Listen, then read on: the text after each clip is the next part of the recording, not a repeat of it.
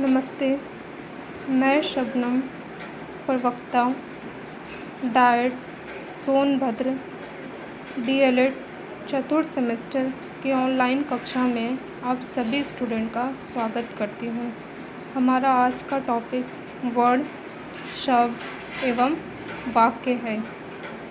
जैसा कि हम जानते हैं, किसी भी भाषा को सीखने से पहले हमें भाषा चिन्ह यानी वर्ड को पहचानना पड़ता है। बगैर वर्ड के हम भाषा की कल्पना भी नहीं कर सकते। वर्ड भाषा की वो सबसे छोटी इकाई है। वर्ड ध्वनियाँ हैं तथा भाषा का उच्चारण इन्हीं ध्वनियों से होता है। इन ध्वनियों के विशेष चिन्ह होते हैं जो वर्ड कहलाते हैं। इस प्रकार हम कह सकते हैं कि भाषा में वाक्य होते हैं, वाक्यों में शब्द होते हैं, शब्दों में वर्ड होते हैं तथा वर्डों को अक्षर भी कहा जाता है। तो आइए हम भाषा की एक परिभाषा पर नज़र डालते हैं। भाषा की उस सबसे छोटी इकाई को वर्ड कहते हैं जो निश्चित ध्वनि के रूप को धारण करती है। दूसरी परिभाषा, वह छोटी से छोटी स्वीकृत ध्वनि जिसके आगे टुकड़े ना किए जा सके वर्ड या अक्षर कहलाती है। भाषा की एक और परिभाषा पर हम नज़र डालते हैं। कोई भी भाषा कुछ निश्चित ध्वनियों द्वारा बोली जाती है। इन ध्वनियों के कुछ चिन्ह निश्चित चिन्ह मान लिए गए। इन चिन्हों के समूह को ही उस भाषा की वर्णमाला कहते हैं। जैसा कि हम जानते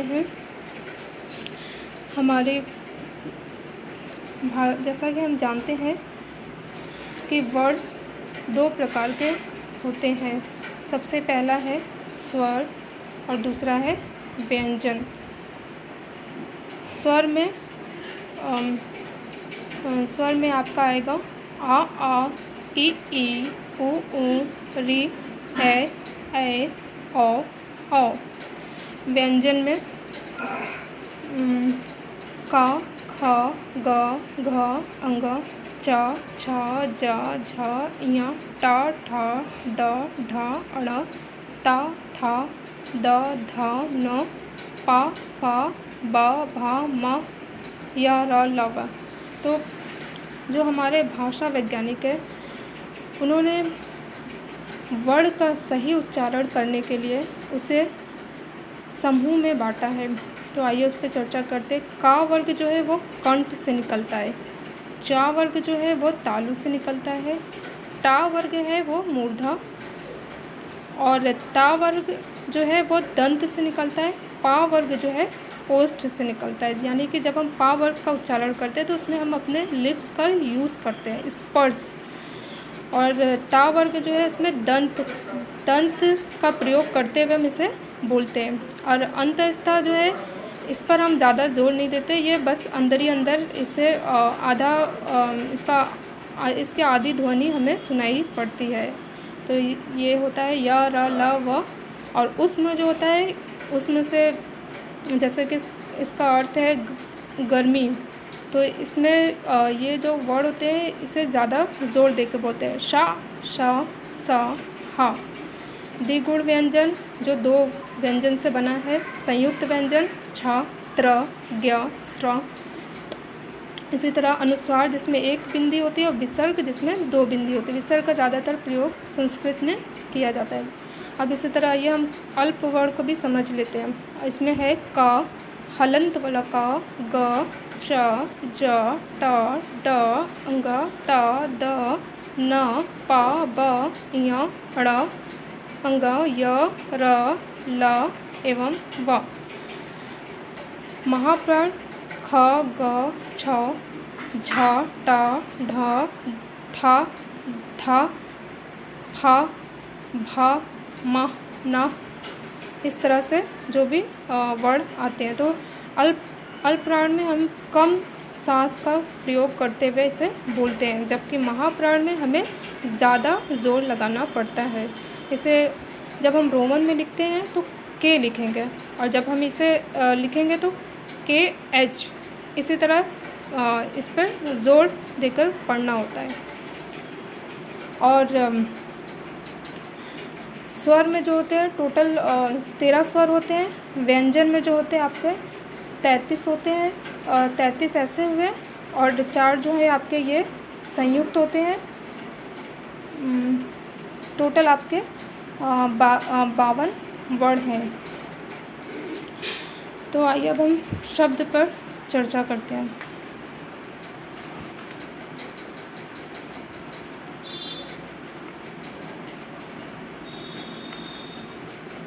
शब्द जो है वो 2 वर्ण के मिलने से बनता है। हम भाषा का प्रयोग अपने भावों और विचारों के आदान प्रदान के लिए करते हैं। इसका प्रयोग चाहे हम लिखित रूप में या मौखिक रूप में कर रहे हो, किसी भी स्थिति में हम अपनी बात शब्दों के सहारे वाक्य के रूप में एक दूसरे तक पहुंचाते हैं। शब्द भाषा के प्राण होते हैं। शब्दों के अभाव में भाषा की कल्पना नहीं की जा सकती। जिस भाषा के पास जितना अधिक समृद्धशाली शब्दकोश होता है, वह भाषा उतनी ही अधिक प्रभावी तथा संपन्न होती है। शब्द को निम्नलिखित प्रकार से परिभाषित किया जा सकता है, जैसे कि शब्द की जो विशेषताएं हैं ये बता देते हैं। शब्दों के मेल से वाक्य बनता है। वाक्यों में प्रयोग किए गए शब्द पद कहलाते हैं। ये हमारे जो व्याकरण वैज्ञानिक हैं प्राणी, उन्होंने शब्द को पद कहा था। और शब्दों के बिना भाषा बेकार है। बोलने तथा लिखने में शब्दों का प्रयोग करते हैं। और ये अक्षर या वर्णों के समुदाय विशेष को शब्द कहते हैं। जैसा कि आप समझ रहे हैं कि जब 2 वर्ण मिलते हैं, जैसे आ बा मिल गए तो अब एक शब्द बन गया। लेकिन जब ये वर्ण अलग अलग है तो इसका कोई अर्थ नहीं होता है। तो अर्थ के आधार पर शब्द को हम कई प्रकार से बांट सकते हैं। तो सबसे पहले हम देखते हैं कि अर्थ के आधार पर शब्द भेद। तो इसमें जो होता है आपका वाचक शब्द। वाचक शब्द बोलने से ही समझ में आ रहा है कि जब किसी शब्द का वही अर्थ होता है जो उससे ध्वनित होता है तो उसे वाचक शब्द कहा जाता है। जैसे महंत ने शेर पाल रखा है, ये वाचक शब्द है। लक्षक शब्द जब किसी शब्द का प्रयोग उसके वाच्यार्थ से हटाकर उसके लक्षणों के आधार पर किया जाए तब उसके शब्द को हम लक्षक कहते हैं। जैसे महंत ने शेर पाल रखा है, यह वाक्य महंत के किसी लक्ष्य को निर्धारित करके लिखा गया है या बोला जा रहा है। व्यंजक का मतलब होता है जिन शब्दों का ना वाचिक अर्थ होता है और ना लाक्षणिक, अपितु उनसे किसी व्यंग्यार्थ का बोध होता है, व्यंजक शब्द कहलाते हैं। जैसे सुबह हो गई, रात हो गई। तो इसमें ये एक सूचना मात्र है और कहने का तात्पर्य ये है कि सिर्फ सुबह नहीं हो गई बल्कि हमें जागना चाहिए कि अब हमारी अपनी दिनचर्या शुरू हो गई। रात हो गई इसका मतलब कि अब दिन खत्म हो गया, रात हो गई, अब हमें अपना सारा काम निपटा कर सोना चाहिए। तो कहने का यही मतलब है व्यंजक शब्द। वायु उत्पत्ति के आधार पर शब्द भेद देखते हैं। सबसे पहला आपका आएगा रूढ़ शब्द। रूढ़ शब्द इसका अर्थ होता है प्रसिद्ध, जिन्हें टुकड़े करने पर उनसे कोई अर्थ ना निकलता हो, वे रूढ़ शब्द कहलाते हैं। जैसे हाथ को अगर टुकड़े कर देंगे तो उसका अगर हा पर आ की मात्रा और था, इन दोनों का अगर अलग अलग कर दे तो इससे कोई वर्ड या कुछ भी ऐसा अर्थ वाला कोई भी शब्द नहीं बन पाएगा। इसी तरह आपका हो गया यौगिक शब्द। यौगिक शब्द में 2 या 2 से अधिक अर्थ वाले शब्दों से बने ऐसे शब्द जिनके खंड टुकड़े करने पर भी उनका परंपरागत अर्थ होता है, वे यौगिक शब्द कहलाते हैं। यौगिक इसका तो मतलब दिखने से ही लग रहा है कि ये 2 शब्दों के समूह से बना हुआ एक नया शब्द है। तो अगर इसका उदाहरण देखें तो इसमें आएगा विद्यालय, विद्या धन आलय, रसोई घर, रसोई धन घर। कमल नयन, कमल प्लस नयन, तो ये आपका हो गया यौगिक शब्द। तो इसमें आपका इसे बनाने के कई कई तरीके होते हैं। तो पहला होता है प्रत्यय, दूसरा आपका हो गया उपसर्ग, संधि, समास। प्रत्यय जो किसी भी शब्द के पीछे लगता है और उपसर्ग जो आगे लगता है, संधि जो दो शब्दों से मिलकर एक नया अर्थ दे, और समास, समास जैसे समास के लिए कहेंगे कि देश प्रेम, तो देश के लिए प्रेम। योग, तीसरा आपका है योग रूढ़ शब्द। योग रूढ़ वे शब्द हैं जिनमें योग एवं रूढ़ यानी योग एवं रूढ़ दोनों शब्दों के लक्षण पाए जाते हैं, जिसके खंड किए जाए तो खंडों का अर्थ भिन्न भिन्न हो, तथा खंडों को मिलाकर रखा जाए तो उसका अर्थ भिन्न भिन्न हो। ऐसे शब्द योग रूढ़ शब्द कहलाते हैं। जैसे पीता, पीताम्बर, पीत धन अंबर, इसके खंडों का अर्थ है पीत, पीला, अंबर, वस्त्र। इसी तरह आपका आएगा। और भाषाई विकास के आधार पर अगर शब्द देखें तो आपका आएगा तत्सम, तद्भव, देशज, देशज, विदेशी और संकर शब्द। तत्सम जो शुद्ध होता है, तद्भव जो लोग अपनी आसानी के लिए उसे शुद्ध से थोड़ा सा अपने हिसाब से बदल देते हैं। देशज, इसमें आपका आएगा वे शब्द जो किसी क्षेत्र विशेष से हिंदी में आ गए हैं, देशज शब्द कहलाते हैं। जैसे झंडी, मंडी, सीटी, मेला, खट्टा। इसी तरह आपका आएगा विदेशी शब्द। अलग अलग देशों में बोले जाने वाले शब्द विदेशी शब्द कहलाते हैं। यह मुख्य रूप से 8 विदेशी भाषाएं मानी गई हैं। निम्नलिखित भाषाओं के शब्दों को उदाहरण के रूप में लिया जा सकता है। जैसा कि हम जानते हैं कि भाषा का जो क्षेत्र है वो व्यापक है, और भाषा में जितने ज़्यादा शब्द होंगे वो भाषा उतनी ही जीवंत रहेगी। तो भाषा में हमेशा नए नए शब्द जुड़ते हैं, और पुराने शब्द जब उनका यूज़ नहीं होता है तो वो अपने आप ही ख़त्म हो जाते हैं।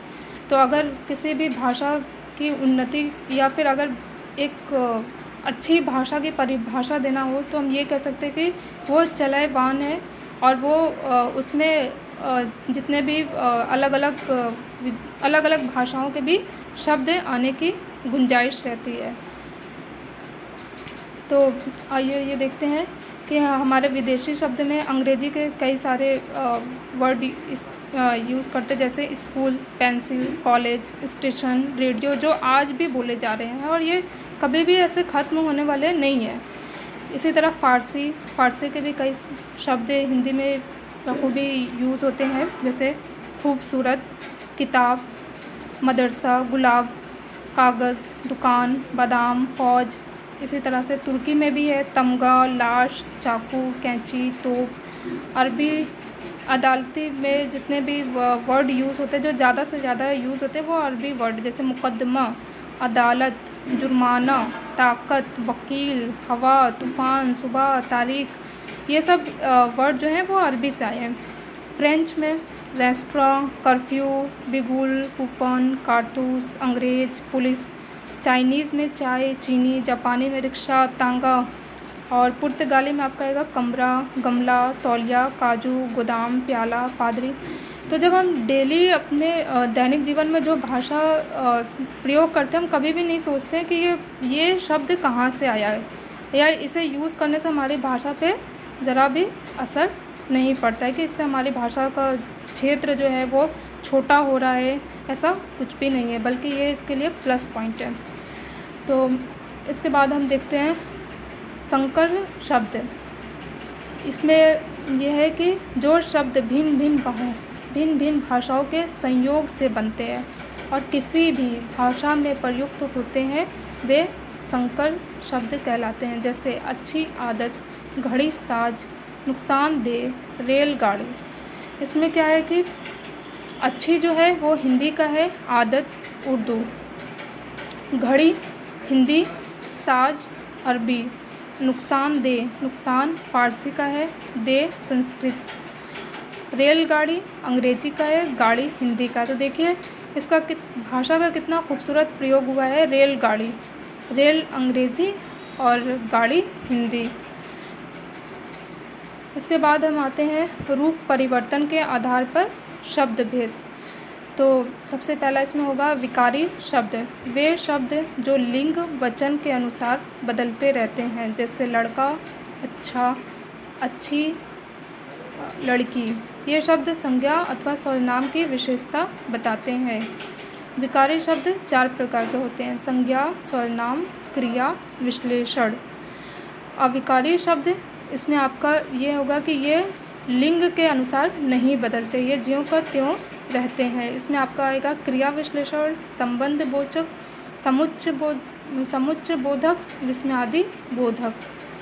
इसके बाद आइए हम वाक्य पर चर्चा करते हैं।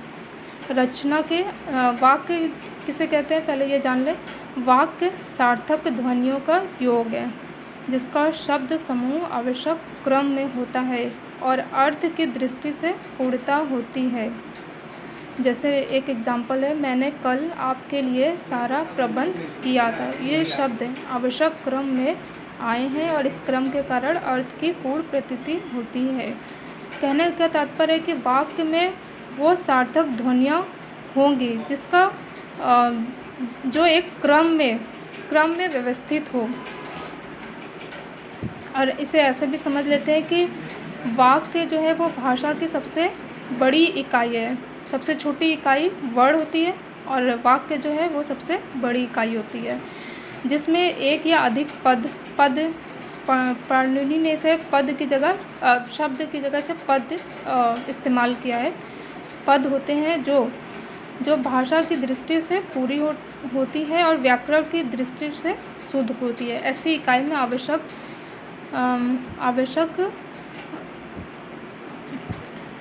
इसे हम ऐसा समझ लेते हैं कि भाषा ही वह सहज इकाई है जिसमें एक या अधिक पद शब्द होते हैं जो व्याकरण और भाषा की दृष्टि से शुद्ध होती है। और वाक्य के गुण हैं जो कि एक अच्छे वाक्य में ये गुण होने बहुत ज़रूरी हैं। तो सार्थकता यानी कि जो भी बात हम कहें उसका एक अर्थ हो। दूसरा है क्रमबद्धता, बात हमेशा मतलब जो भी हम सेंटेंस बना रहे हैं वो क्रम में हो। जैसे नदी में नाव है, ये क्रम है। योग्यता इसमें जो भी हम जिसके बारे में भी कह रहे हैं उसकी योग्यता पर प्रकाश डालते। जैसे सार्थक शब्दों के क्रम से रखने पर भी वाक्य इस योग नहीं होता कि सही भाव बता सके। इसमें हम जब भी किसी की बात करते हैं तो उसकी क्रिया उस पर हमें ध्यान देना पड़ता है, यानी कहने वाले की खूबी बताना पड़ता है। फिर आपका आएगा फिर समन्वय, वाक्य का चौथा गुण है उसका व्याकरण दृष्टि से शुद्ध होना। व्याकरण की दृष्टि से जैसे पुरुष, वचन, कारक आदि का सामंजस्य होना चाहिए। तो कहने का मतलब है आपका किसी भी वाक्य में सार्थकता, क्रमबद्धता, योग्यता और समन्वय का होना आवश्यक है। अब आइए हम देखते हैं कि वाक्य की संरचना कैसे होती है।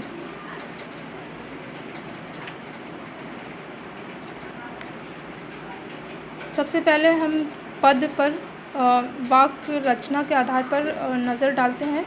तो इसमें हमारा आएगा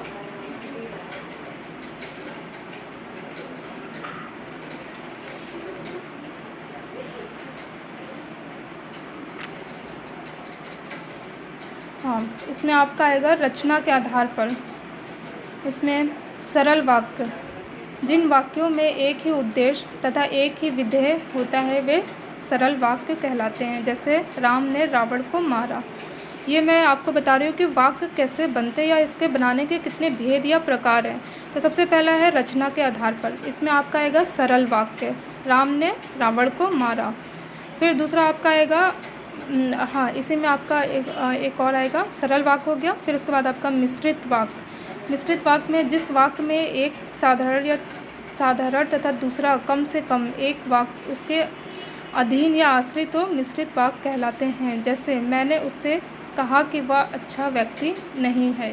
तो इसमें पहला जो है मैंने उससे कहा, यह प्रधान उपवाक्य, और दूसरा वह अच्छा व्यक्ति नहीं है। इसमें दो वाक्य मिले हुए इसलिए इसे मिश्रित वाक्य कहते हैं और ये रचना के आधार पे। संयुक्त वाक्य, इसमें आपका जिस वाक्य में एक से अधिक प्रधान उपवाक्य हो, चाहे वह मिश्रित हो या साधारण, और वे संयोजक अवयवों से जुड़े हों, संयुक्त वाक्य कहलाते हैं। फिर आपका आएगा अर्थ या भाव के आधार पर। इसमें आपका आएगा विधि सूचक वाक्य। विधि सूचक वाक्य में देखें क्या है, जिन वाक्यों में किसी बात के कहने का या कार्य के होने का बोध होता है उसे विधि सूचक वाक्य कहते हैं। जैसे मैं आता हूँ। निषेध सूचक, ये तो आप जान ही रहे हैं, इसमें नहीं का यूज़ करते हैं। आज्ञा सूचक, जिसमें हम आज्ञा मांगते हैं। प्रश्न सूचक, जिसमें हम क्वेश्चन करते हैं। विस्मयादि सूचक, जिसमें हमें कोई भाव की फीलिंग होती है, जैसे हर्ष, दुख, आश्चर्य, ये सब आपका, जैसे अरे या क्या हुआ, हाय, ये सब आपके विस्मयादि सूचक वाक्य कहलाएंगे। फिर उसके बाद हम आएंगे अपने वाच्य के आधार पर जो वाक्य बनते हैं। उसमें सबसे पहला आपका आएगा वाच्य के आधार पर कृतवाच्य। कृतवाच्य में क्या है, इसमें सकर्मक और अकर्मक क्रिया होती है, यानी कि जिस वाक्य में कर्ता का सीधा संबंध क्रिया से होता है उस वाक्य को क्रिया कृतवाच्य कहते हैं। इसमें जैसे एक सकर्मक कृतवाच्य, जैसे मैं प्रश्न हल करता हूँ। दूसरा अकर्मक कृतवाच्य, मैं सो रहा हूँ। तो इसमें ये देखते हैं कि जो भी जिसकी भी बात हो रही है उसका क्रिया पर कितना असर पड़ रहा है, वो क्रिया को कितना प्रभावित कर रहा है, तो इसलिए इसे सकर्मक और अकर्मक क्रिया कहते हैं। फिर दूसरा आपका आता है क्रमवाच्य वाक्य। क्रिया के जिस रूप में क्रम की प्रधानता होती है और क्रिया का सीधा संबंध क्रम से होता है, क्रमवाच्य कहलाता है। इस वाच्य में क्रिया के लिंग और वचन भी क्रम के अनुसार होते हैं। जैसे मुझसे प्रश्न हल किया जाता है, यहाँ पर जो है यहाँ पर लिंग और वचन भी क्रम के अनुसार होते हैं।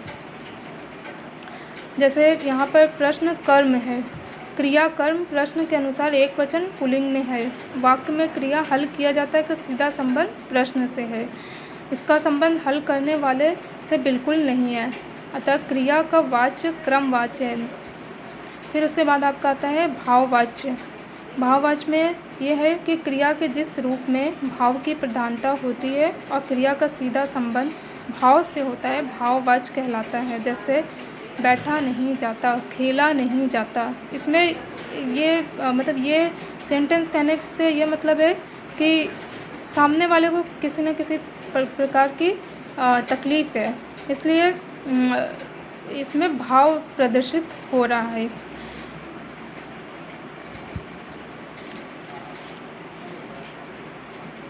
फिर जैसे ये वाला पॉइंट जो है मुझे पहले लिखना था, लेकिन मैंने इसे नीचे लिख दिया है। खैर हम इसे भी समझ लेते हैं। पद जो है वो भाषा की सबसे न्यूनतम इकाई, भाषा की न्यूनतम इकाई वाक्य होता है और वाक्य की न्यूनतम इकाई शब्द होती है। वाक्य की रचना मूलतः पदों से ही की जाती है और पदों से ही की जाती है। इसमें आपका आएगा संज्ञा, सर्वनाम विश्लेषण, क्रिया विश्लेषण, क्रिया अव्यय। जैसे हम कोई भी सेंटेंस बोलते हैं तो उसमें आपका संज्ञा, सर्वनाम विश्लेषण, क्रिया विश्लेषण, क्रिया अव्यय, ये सारे होते हैं, तब हमारा पद बनता है। फिर दूसरा आपका आता है पद क्रम। पद क्रम का अर्थ है कि वाक्य में पदों के रखे जाने का क्रम। फिर तीसरा आपका है पदबंध। वाक्य का वह भाग जिसमें एक से अधिक पद आपस में संबंधित होकर अर्थ देते हैं किंतु पूरा अर्थ नहीं देने को ही पदबंध कहा जाता है। पदबंध में 3 बातों को सम्मिलित किया जाता है। इसमें एक से अधिक पद होते हैं। ये पद आपस में इस प्रकार से संबंध होते हैं कि एक इकाई के रूप में बनते हैं या किसी वाक्य का अंश होता है। फिर आपका आता है संज्ञा पदबंध। पदबंध के भी 3 भेद हैं। इसमें पहला जो है संज्ञा पदबंध। वाक्य में संज्ञा का काम करने वाला पद समूह संज्ञा पदबंध होता है। जैसे भारत के प्रधानमंत्री, गोली से घायल बच्चे तथा रात को निगरानी करने वाला, ये संज्ञा है। फिर दूसरा आपका है विश्लेषण, किसी संज्ञा की विशेषता बताने वाला पद समूह विशेषण पद बंध होता है, जैसे नाले में बहता हुआ पानी। सर्वनाम, सर्वनाम का काम करने वाला पद समूह सर्वनाम पद बंध होता है, जैसे मुझ कमबख्त ने भाग्य का मारा हुआ वह, ये सर्वनाम है। फिर आपका तीसरा है क्रिया पदबंध, क्रिया का कार्य करने वाला पद समूह क्रिया पदबंध कहलाता है। उसके बारे में कहा जा सकता है कि वह जाता रहता था, ये क्रिया पदबंध है। क्रिया विश्लेषण पदबंध, क्रिया विश्लेषण का कार्य करने वाला पद समूह क्रिया विश्लेषण पदबंध कहलाता है, जैसे शाम ढले घर से होकर जाऊंगा, पहले से धीरे बोलने वाला। तो अब आप भाषा के इस वर्ण, शब्द एवं वाक्य को भली भांति समझ रहे होंगे। क्योंकि ये वाक्य का टॉपिक थोड़ा सा बड़ा है, फिर भी मैंने कोशिश की है कि इसे मतलब कम शब्दों में ज़्यादा से ज़्यादा इसे बता सकूं। मैं उम्मीद करती हूँ कि आपको मेरी ये क्लास पसंद आए। धन्यवाद, नमस्ते।